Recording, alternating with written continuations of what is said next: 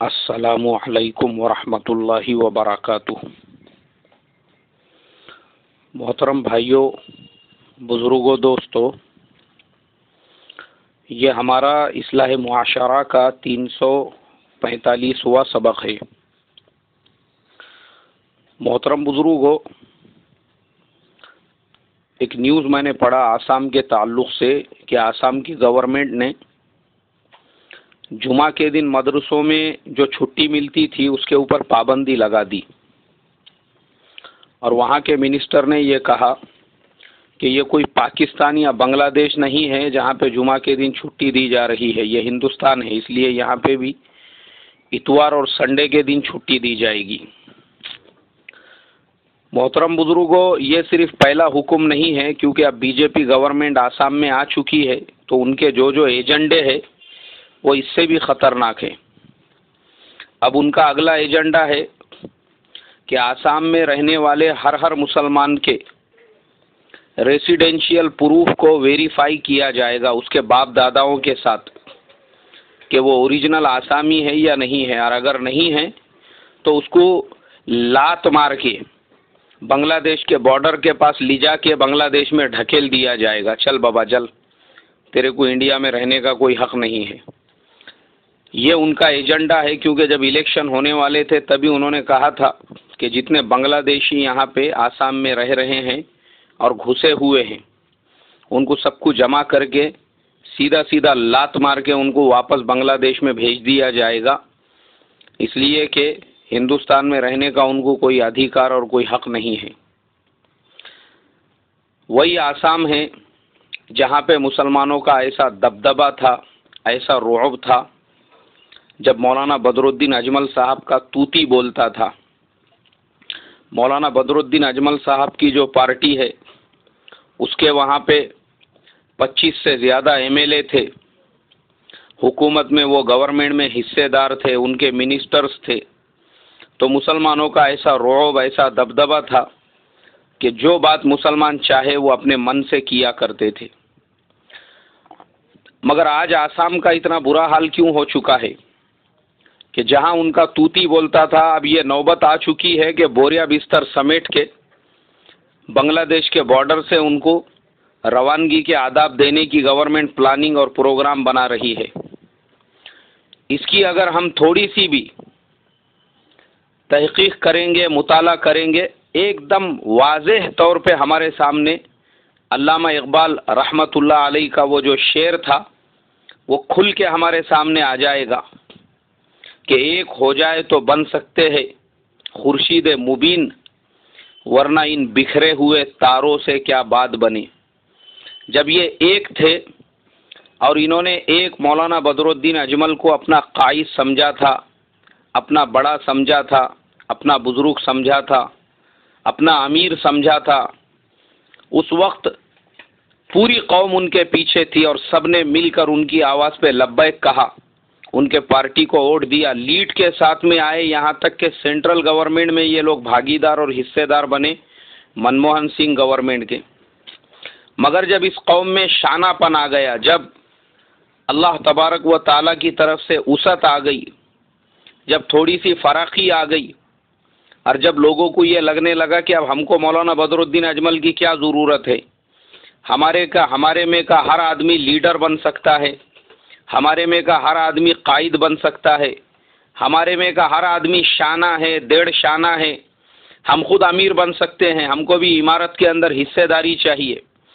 اب جب لوگ ایک بدر الدین اجمل کو اپنا امیر ماننے سے انکار کرنے لگے اور ہر آدمی امیر بننے کی صدائیں لگانے لگا، پھر ہر گلی میں، محلے میں قائد پیدا ہونے لگے اور لوگوں نے ان کا ساتھ چھوڑ دیا، حالانکہ وہ لوگ بھی جن کو یہ بھی دنیا نہیں جانتی تھی کہ یہ کہاں پیدا ہوئے تھے، یہ کون ہیں، ان کا عطا پتہ کیا ہے، ایسے لوگوں کو بھی دنیا سے جو متعارف کرایا اور پولیٹیکلی طور پہ اسٹینڈ کیا جن مولانا بدر الدین اجمل نے، ان لوگوں نے بھی جب ان کو اڑنے کے لیے پر آ گئے اور چرنے کے لیے چوچ آ گئی تو بغاوت کا بگل بجا دیا، اور مولانا بدر الدین اجمل کے اگینسٹ میں آواز لگا کر ان کے خود کے 7 ایم ایل اے وہ دوسری پارٹی میں شامل ہو گئے۔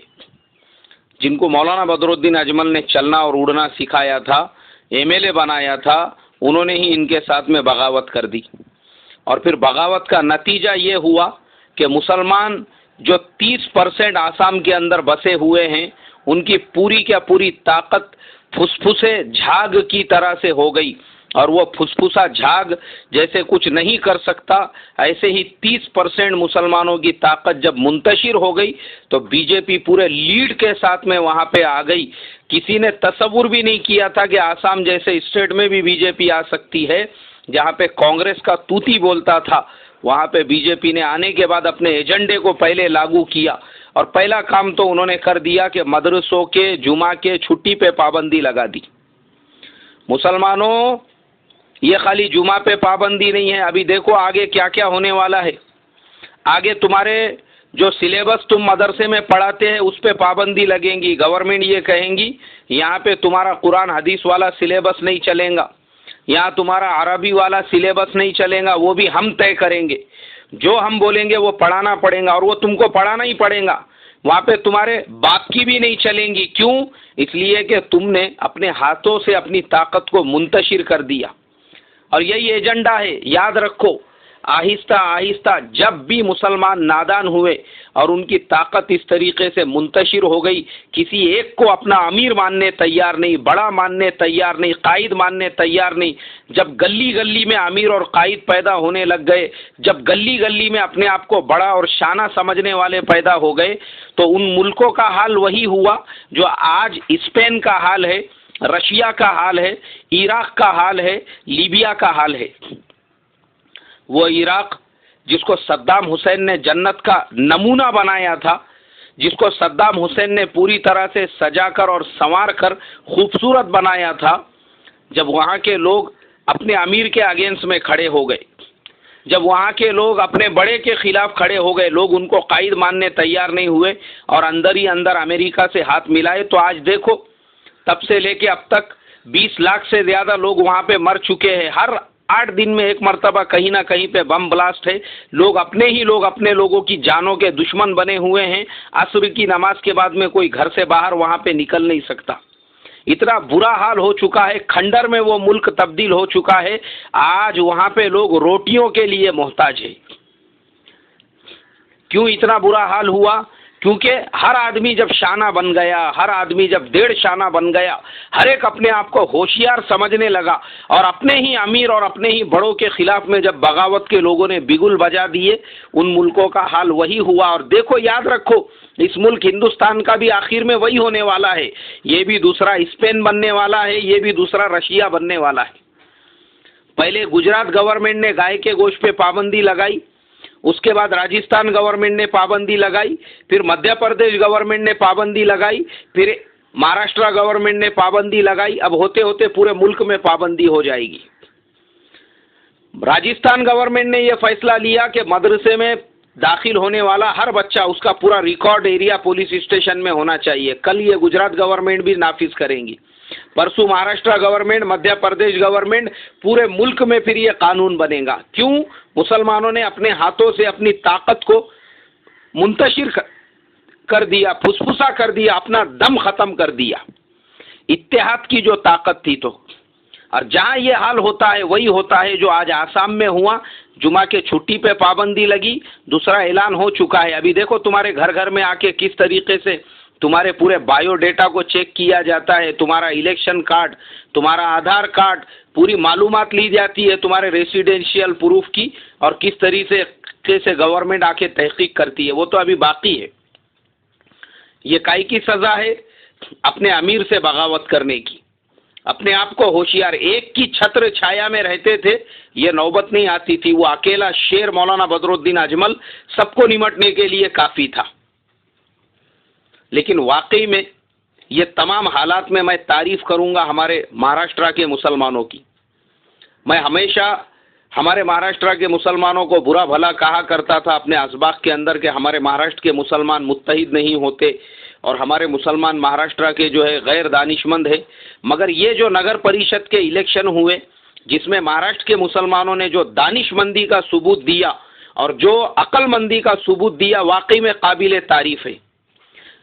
ہندوستان کے اتہاس میں پہلی مرتبہ مسلمانوں نے، چاہے وہ شیوسینا سے کھڑے ہوئے تھے، چاہے وہ بھاریپ سے کھڑے ہوئے تھے، چاہے وہ کسی اور پارٹی سے کھڑے ہوئے تھے، مسلمانوں نے پارٹی چھوڑ کے لیڈر کو دیکھا اور متحدہ طور پہ جب ووٹنگ کی تو وہ مہاراشٹرا جہاں پہ کل تک ہم یہ مانگ کر رہے تھے کہ بھئی ہم کو 5% ریزرویشن ملنا چاہیے، آج اللہ کے فضل و کرم سے 12% ریزرویشن کے ساتھ میں ہمارے 15 نگر ادھیکش اس اسٹیٹ کے اندر بن چکے ہیں۔ اس سے بڑی بات کیا ہوں گی؟ 15 مسلمان نگر ادھیکش الحمدللہ لیڈ کے ساتھ میں چن کے آئے، بھلے ہی وہ کسی پارٹی سے ہو، ہم نے پہلے ہی کہا ہم پارٹی کے لوگ نہیں ہیں، لیکن قابل تعریف عمل ہے۔ ہندوستان کے اتہاس میں پہلی مرتبہ سب سے زیادہ نگر سیوک اس مرتبہ چن کے آئے، اور سب سے زیادہ نگر ادھیکش پرسنٹیج کے حساب سے دیکھے تو وہ 12% ہوتا ہے، اور ہم تو مانگ کر رہے تھے 5% کی، لیکن اللہ نے مسلمانوں کے اتحاد کی برکت سے ہم کو 12% دے دیا۔ جب قومیں متحد ہوتی ہے، ہاں تھوڑا بہت نقصان ہوا بعض علاقوں میں جہاں پہ کچھ اپنے ہی لوگوں کی نا اتفاقیوں سے ووٹ بڑھ گئے، لیکن بہرحال 90% جو رزلٹ تھا وہ اطمینان بخش تھا۔ اور جو ابھی ہوا ہے انشاءاللہ ہم نے وہی کمر کسی ہے۔ 2017 میں ہم کو جو مہانگر پالیکا اور کارپوریشن کے الیکشن ہوں گے، ممبئی ہے، پونے ہے اور بڑے بڑے مہانگر پالیکاؤں میں، وہاں پہ بھی وہی کرنا ہے جو ابھی نگر پریشد میں ہوا۔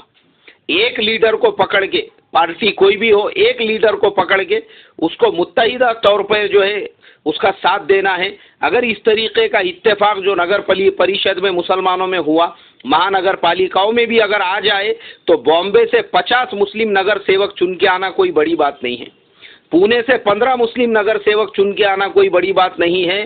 ہر شہر اور ہر بستی سے لیڈ کے ساتھ میں مسلم نگر سیوک چن کے آ سکتے ہیں۔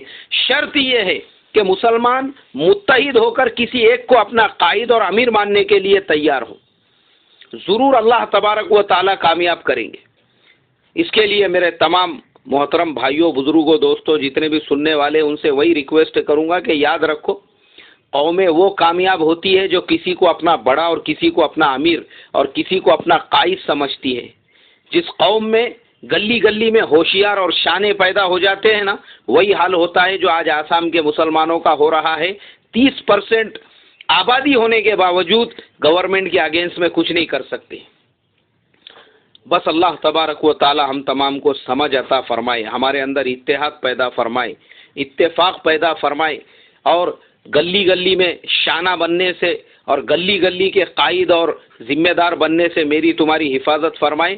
کسی ایک کے دامن کو تھام کے چلنے کی مجھے آپ کو توفیق عطا فرمائے۔ السلام علیکم ورحمۃ اللہ وبرکاتہ۔